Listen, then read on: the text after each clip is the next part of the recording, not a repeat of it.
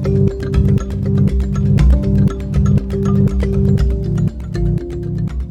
to the fifth bonus episode of the National Secular Society podcast, hosted by Emma Park. The NSS has just released a report about religious influence on schools called Power Grab, Academisation and the Threat to Secular Education.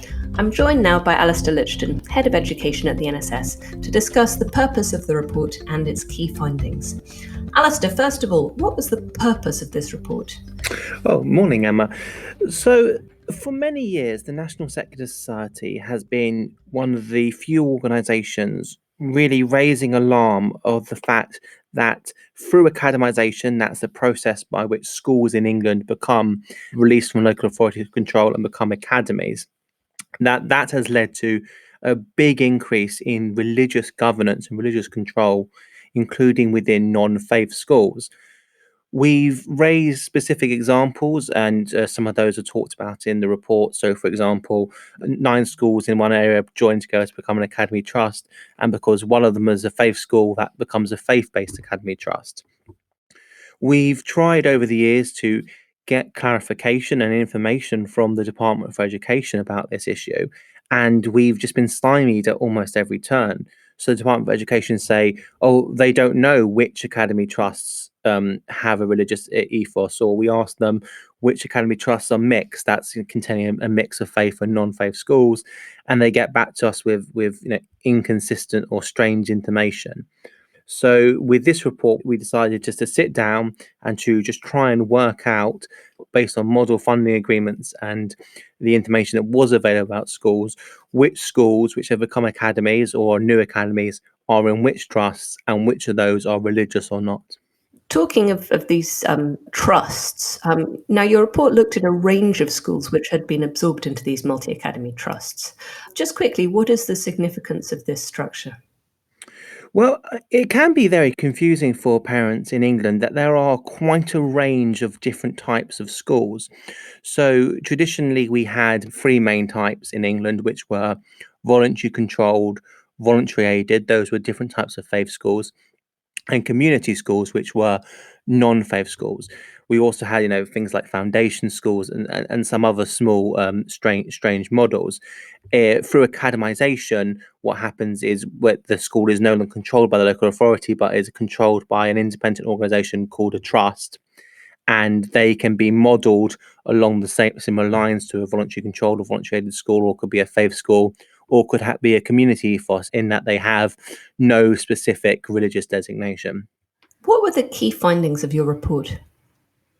We found that more than 2,600 non-faith academies, that's academies that shouldn't have a faith ethos or designation, and that's actually almost half of the academies of non-faith academies in multi-academy trusts, were actually in trusts that had some form or likely have some form of religious governance. This is several thousand schools which you would think would be just run along entirely secular lines and would have no special religious input, in fact potentially having policies dictated by religious appointees. We also found that 265 former community schools had, since academisation, acquired a faith ethos or designation. In other words, schools which were previously non-denominational at all had become more religious. Does that mean overall that more schools are now have some religious influence than used to?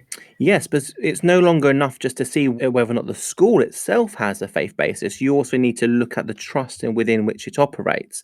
So you could have a school which describes itself and operates on a day-to-day basis as a non-faith or community ethos school, but still has some policies which are decided by religious appointees. Let's look at those appointees, and let's look at the different ways in which religious groups and individuals can influence these schools. So first of all, there's the governors of the school and the trustees. How might they be influenced by religious organisations? On a day-to-day basis, the governance or structure of a school can seem somewhat disconnected from what happens in the school on any given day. But these things do influence policy over a longer period of time. One of the case studies in the report we looked at was a non-faith, a community ethos school, which is part of a faith-based multi-academy trust. And since it became part of that trust, Policy dictated that the collective worship requirement was enforced much more stringently.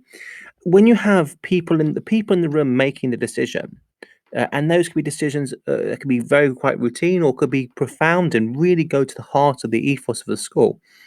In a non-faith, in a community ethos school, you'd expect those people to be appointed in either democratically or meritoriously. You wouldn't expect them, and you shouldn't expect them to be promoted based on their faith ethos. And what you're saying is that now a lot more of these governors and trustees are being appointed because of their religious affiliations.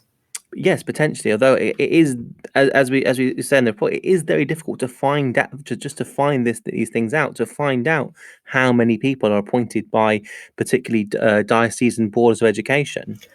Well, let's talk now about the designation or ethos of the school. Overall, would you say that schools have become more religious in other ways as well, since they became academies, not just in terms of the governance structure, but in other ways on a day-to-day level? You mentioned collective worship. Are there other examples as well? So it's kind of a hallmark of schools which don't have a religious designation, a community ethos, that they are much more likely to interpret the collective worship requirement more broadly and to almost interpret it out of existence. So schools typically more likely to hold simply inclusive assemblies that provide an opportunity for worship but don't dictate it. When you have trust-wide policies promoting collective worship, that can affect all schools in the trust. Non-faith community ethos schools are expected to teach locally determined religious education. But if you have at a trust level deciding what textbooks are going to be bought, what professional career development opportunities there are going to be for teachers, that can also influence then how it's delivered, even if it is technically still non-denominational. There's also the issue of voluntary controlled faith schools. I don't really want to get deeply into terminology and differences, but many people have an experience and think about voluntary controlled faith schools, which are Church of England schools typically, as being much more light touch. Maybe sort of a halfway house between some of the more stricter faith schools and community schools. However, through academization, we're seeing that difference between voluntary controlled and voluntary aided faith schools diminish. And once a faith school, a voluntary controlled faith school, which previously may have had a degree of independence from the diocese, once it's forced into and has no choice about what trust it goes into, it's forced into a multi academy trust backed by the diocese. That's a much tighter level of control over it. And therefore, that's one of the many ways in which, particularly Church of England, who controls some of these VC faith schools, are attempting to increase the rigor of their religious ethos. In your view, Alistair, what needs to be done to counter what seems to be a resurgence in religious influence in schools? The report makes a number of recommendations for both national and local policymakers, and we will be writing both to the Department for Education and regional school commissioners. Ultimately, if we want to protect community ethos education, then we need to start taking it seriously. There are whole mechanisms in place to protect faith schools' ethos, but the DfE have shown time and time again that they simply don't value or take seriously enough the protection of community school ethoses. It's unsurprising because the faith school lobby is very well organised, and there's not a comparable lobby for protecting non-faith or community ethos schools. What can members do if they feel strongly about this? It would be great if supporters in England could share the report with their MPs. We've got a facility on our website, and we'll link it in the show notes to start with a template letter.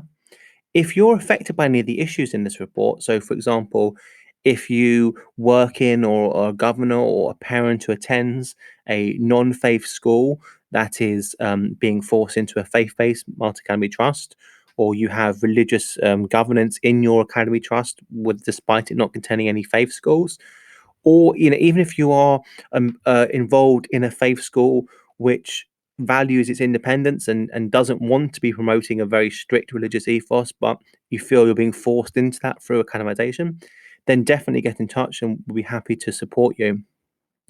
I'd also, as I might always say, is if you're interested in this report and you support the work of the NSS, then please do join or donate. Reports like this and original research and the time that goes into providing casework support for the people affected is hugely time consuming, but we think very valuable. Alistair Lurchton, thank you very much. Thanks.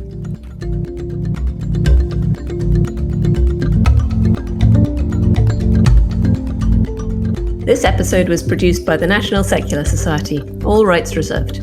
The views expressed by contributors do not necessarily represent those of the NSS.